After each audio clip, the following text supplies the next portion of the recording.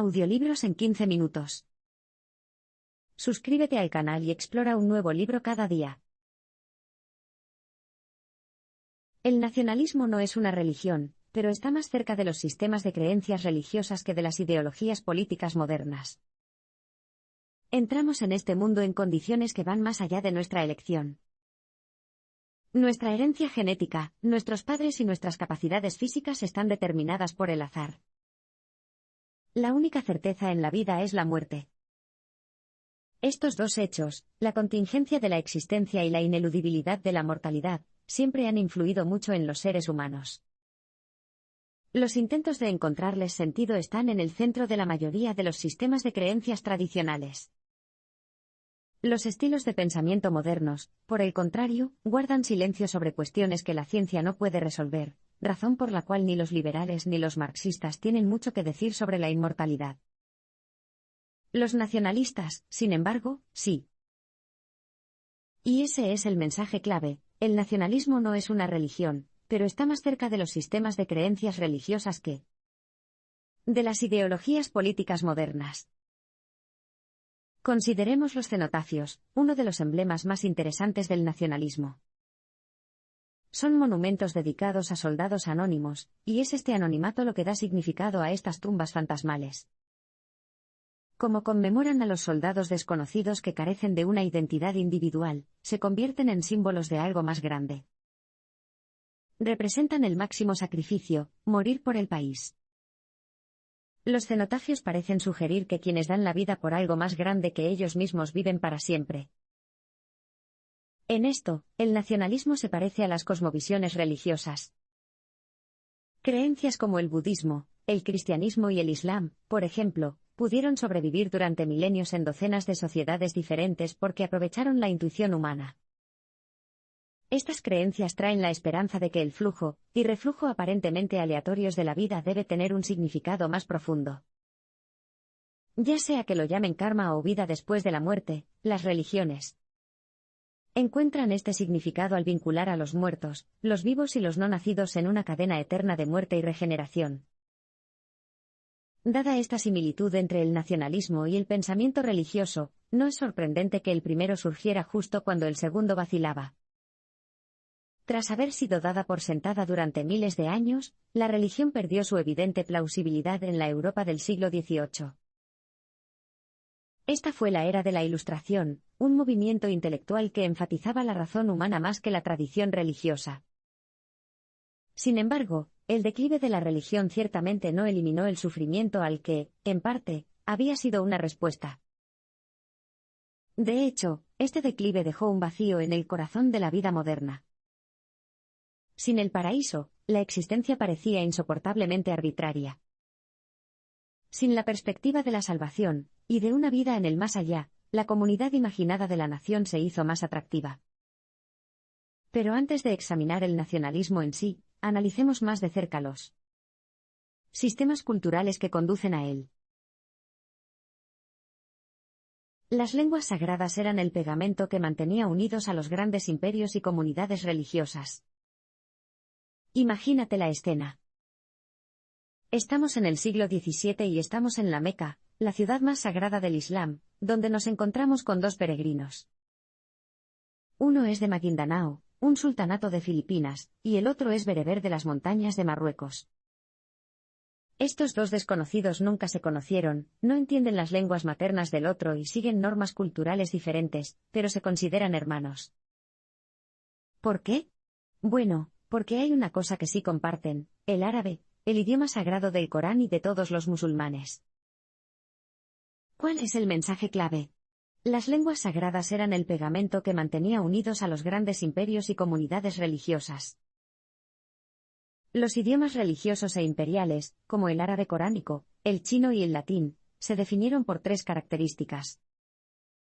En primer lugar, se escribieron y se leyeron en lugar de pronunciarse. Dicho de otra manera, crearon comunidades de signos en lugar de comunidades de sonidos. Puedes ver cómo funciona esto si piensas en los signos matemáticos. Los tailandeses y los rumanos, por ejemplo, tienen nombres diferentes para el signo más en sus respectivos idiomas, pero ambos reconocen el mismo símbolo en forma de cruz. En segundo lugar, se trataba de lenguajes de la verdad. Aprenderlas no era comparable a aprender, por ejemplo, francés. Esto se debe a que las lenguas vernáculas o comunes no tenían una inspiración divina, como el latín o el árabe coránico. No podían proporcionar acceso a la verdadera naturaleza de las cosas, razón por la cual los europeos educados hablaban del cultivo de nabos en alemán o sueco, pero pasaban al latín para hablar de filosofía y teología. También es la razón por la que muchos católicos se horrorizaron ante la idea de Lutero de que la Biblia podía traducirse a las lenguas vernáculas. En su opinión, las verdades religiosas solo se podían comunicar en idiomas privilegiados. Esta visión del carácter sagrado de ciertos idiomas, y su capacidad para proporcionar acceso a la verdad influyeron en la forma en que los imperios y las comunidades religiosas imaginaban la membresía. La clase dominante del Imperio chino, por ejemplo, estaba de acuerdo con los bárbaros, que poco a poco aprendieron a pintar los letreros del Imperio Medio, lo que significaba que se estaban civilizando. Fue este dominio de los idiomas de la verdad lo que permitió a los mongoles convertirse en chinos, y a los nómadas turcos convertirse en musulmanes. Si se podía admitir a alguien en estas comunidades e imperios religiosos, no había ninguna razón por la que estos grupos no pudieran seguir expandiéndose indefinidamente. Entonces, ¿por qué la religión aparentemente cayó en declive a finales de la Edad Media?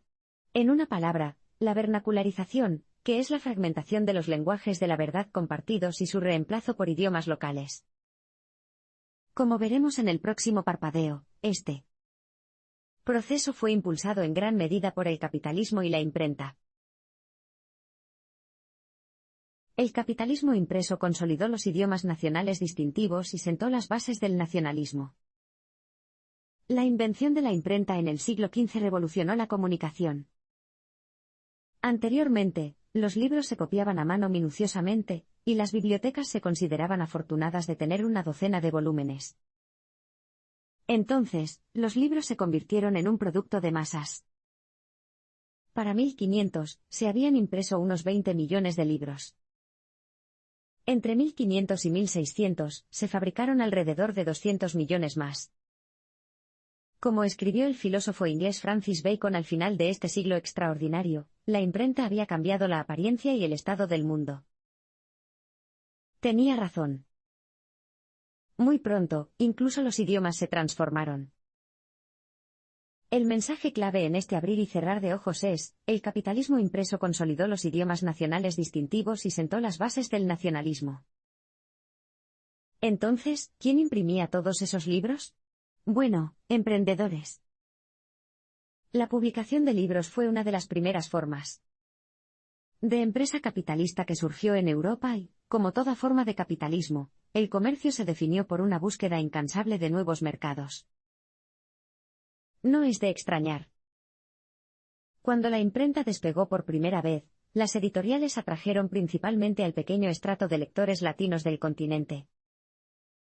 Sin embargo, ese mercado pronto se saturó, lo que dejó a la mayoría monolingüe de la población. Para atraerlos, había que imprimir libros en idiomas que entendieran. Y eso es lo que empezaron a hacer los editores. Este era el capitalismo de la imprenta en acción, y condujo a la vernacularización de la impresión. Esto coincidió con la Reforma y el movimiento del siglo XVI para la reforma de la Iglesia Católica. Antes de imprimirla, Roma había aplastado sin esfuerzo a los retadores heréticos. ¿Cómo pudo hacerlo? Sencillo, controlaba toda la comunicación. Pero cuando Lutero plasmó sus tesis en alemán en 1517, eso ya había cambiado. Gracias al comercio del libro, ahora había un mercado masivo de textos en alemán. En 15 días, las palabras de Lutero se habían visto en todas partes del país. Esto evidenciaba dos cosas que nunca habían existido antes, una lengua vernácula impresa y un público lector situado entre las masas analfabetas, y la pequeña clase de lectores bilingües de latín. A medida que este proceso se repitió en todo el continente europeo, se estandarizaron los idiomas de impresión. Los hablantes de la enorme cantidad de idiosincrásicos franceses, ingleses y españoles que tal vez no se hubieran entendido en una conversación, ahora podían comunicarse entre sí por escrito. Al mismo tiempo, los lectores se dieron cuenta gradualmente de los millones de personas con las que compartían un idioma, así como de todas las personas con las que no lo hacían. Este fue el primer paso para imaginar una comunidad sobre la base de las características nacionales. Los periódicos vernáculos cimentaron la idea del pueblo como un colectivo con intereses compartidos. Las comunidades religiosas se imaginaban a través de lenguas sagradas como el latín y el árabe. Esto permitió que millones de creyentes se sintieran conectados unos con otros a través de su relación compartida con Dios. Como ya hemos dicho, la imprenta ayudó a estandarizar los idiomas nacionales, y esto permitió a los lectores empezar a imaginarse a sí mismos como miembros de una comunidad secular. Pero no fue solo la impresión en general lo que impulsó este proceso, sino que fue un formato en particular. El mensaje clave aquí es: los periódicos vernáculos cimentaron la idea de las personas como un colectivo con intereses compartidos. El filósofo alemán del siglo XIX Hegel comentó una vez que los periódicos sustituían a las oraciones matutinas para el hombre moderno. Bien, analicemos eso. Orar es un acto privado que se realiza de acuerdo con fórmulas estándar. Cuando los fieles oran, se dan cuenta de que la ceremonia que están realizando está siendo replicada simultáneamente por miles o millones de hermanos en la fe. Ahora, no tienen la más mínima idea de quiénes son estos otros, pero están absolutamente seguros de su existencia. Leer un periódico es un tipo similar de ceremonia. Cada mañana, los lectores abren sus periódicos simultáneamente. Al igual que los creyentes en oración, saben que miles o millones de personas están haciendo exactamente lo mismo en ese preciso momento. El hecho de que estos lectores también observen a personas abriendo periódicos idénticos cuando toman el metro o se cortan el pelo en la barbería confirma que este mundo imaginario no es simplemente una ficción. Este acto simultáneo significa que los lectores presencian los acontecimientos a través de una perspectiva nacional compartida. Los mexicanos, por ejemplo, pueden enterarse de un golpe de Estado en Argentina, pero lo hacen a través de los periódicos mexicanos y no a través de sus homólogos argentinos. Sin embargo, si estos periódicos no informan sobre los acontecimientos en Buenos Aires, los lectores no creen que Argentina haya dejado de existir de alguna manera. Más bien, concluyen que, como un personaje de una novela que desaparece de la vista durante 1 o 2 capítulos, el país sudamericano reaparecerá cuando esto avance la trama. Dicho de otra manera, la forma en que los periódicos definen el interés periodístico crea un sentido de interés nacional. La razón por la que los mexicanos tal vez no estén leyendo sobre Argentina en este momento es porque esta última es actualmente irrelevante para México. Este sentido de interés colectivo compartido por lectores anónimos de las mismas noticias en la misma lengua vernácula es la base de la comunidad imaginaria de la nación. Es lo que permite, por ejemplo, a una estadounidense, que nunca conocerá a más de un puñado de sus 320 millones de compatriotas, estar segura de la existencia de otros 319. 999. 999 estadounidenses que, como ella, forman parte de algo llamado los Estados Unidos. Una revolución lingüística impulsó el nacionalismo del siglo XIX en Europa. Durante siglos, Europa se consideró un continente singular. Como heredera del legado cultural y moral del cristianismo y de la antigua Grecia, creía que había sido elegida por Dios. Esto significaba que no era solo una civilización superior, era la única civilización del mundo. Sin embargo, esta visión triunfalista del mundo no sobrevivió al descubrimiento europeo de las Américas.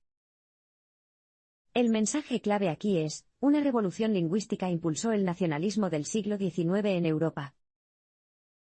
Tras entrar en contacto con otras civilizaciones en el siglo XVI, los europeos se interesaron más por estudiar idiomas. Esto nació inicialmente por una necesidad. Después de todo, los marineros y comerciantes necesitaban comunicarse con las personas que encontraban en sus viajes. Sin embargo, con el tiempo, el estudio de lenguas antiguas como el sánscrito y los jeroglíficos egipcios llevó a un par de descubrimientos sorprendentes. La antigüedad no solo era más diversa, sino que muchas civilizaciones eran mucho más antiguas que los mundos griego y judío en los que se había basado la cultura europea.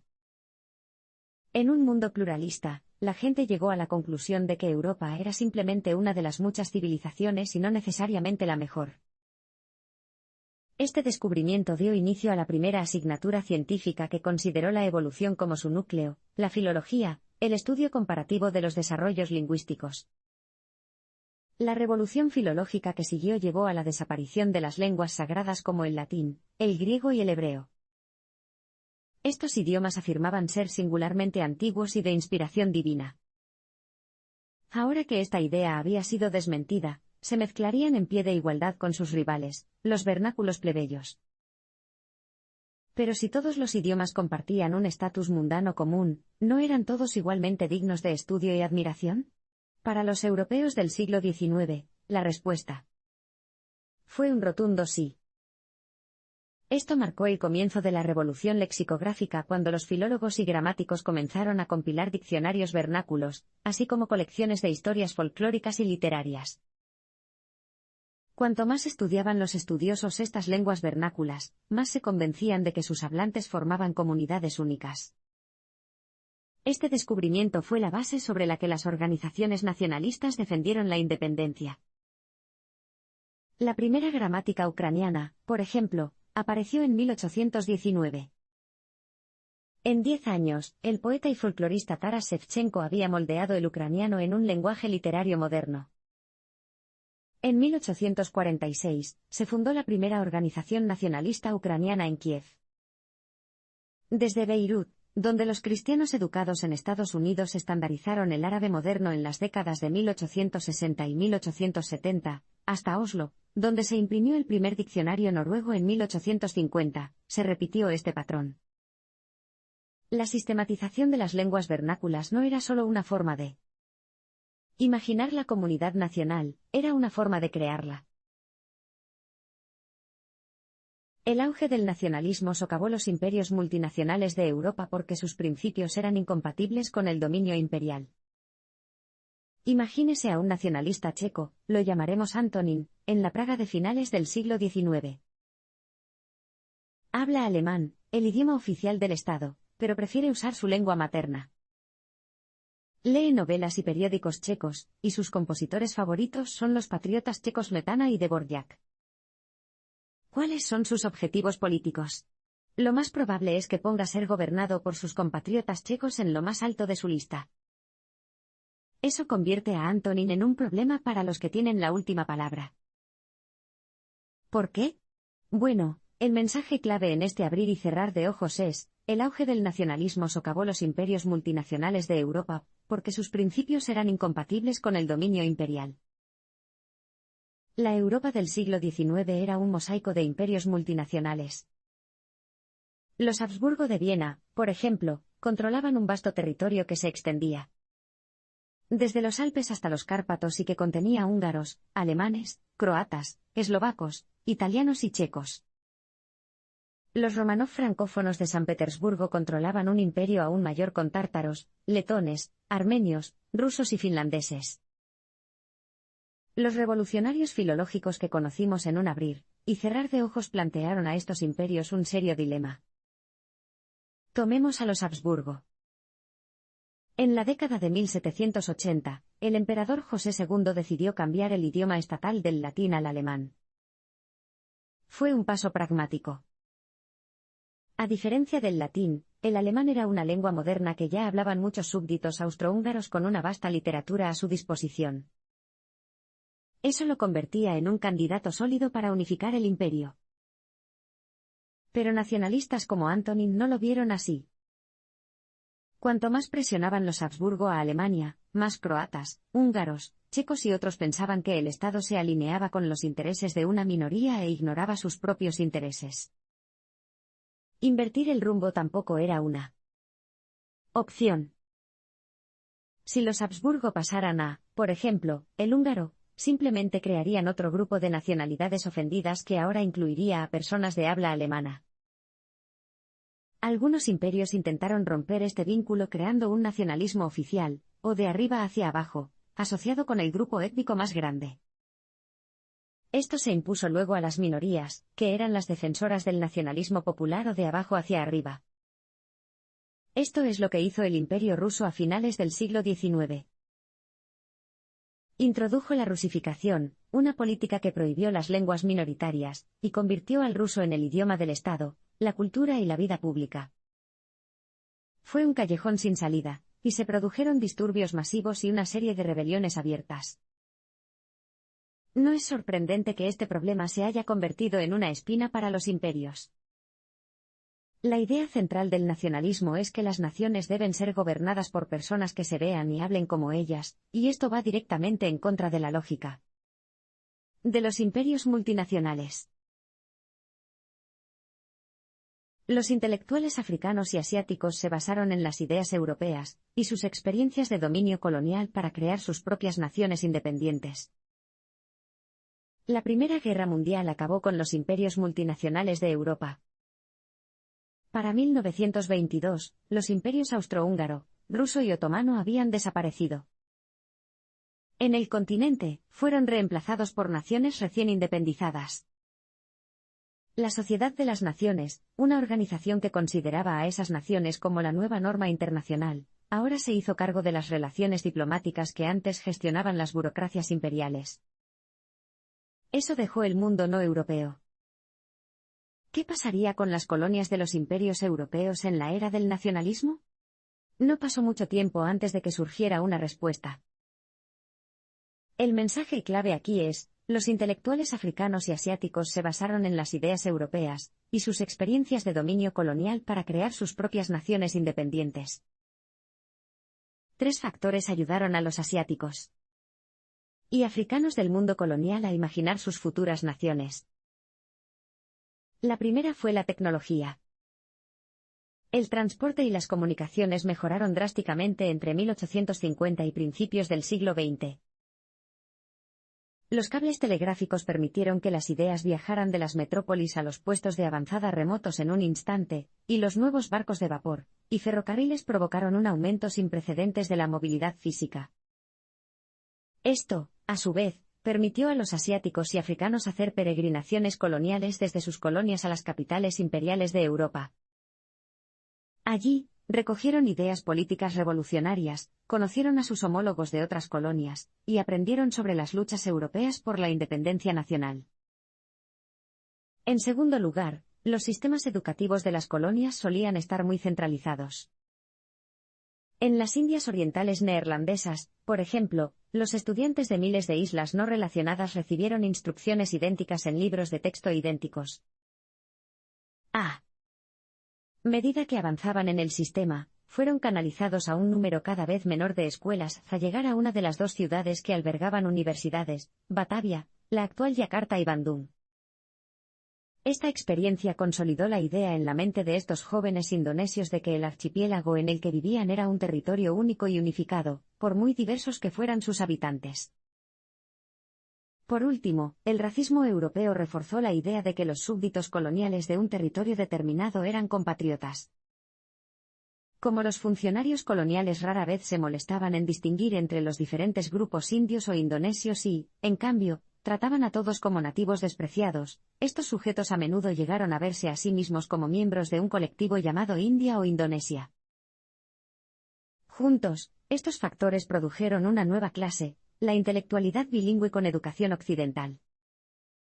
Sus miembros conocían bien la historia del nacionalismo europeo y habían visto la colonia como un territorio coherente habitado por personas que compartían rasgos fundamentales. Fue esta clase la que llevó a naciones tan diferentes como Angola, Egipto y Vietnam a la independencia entre la Segunda Guerra Mundial y la década de 1970.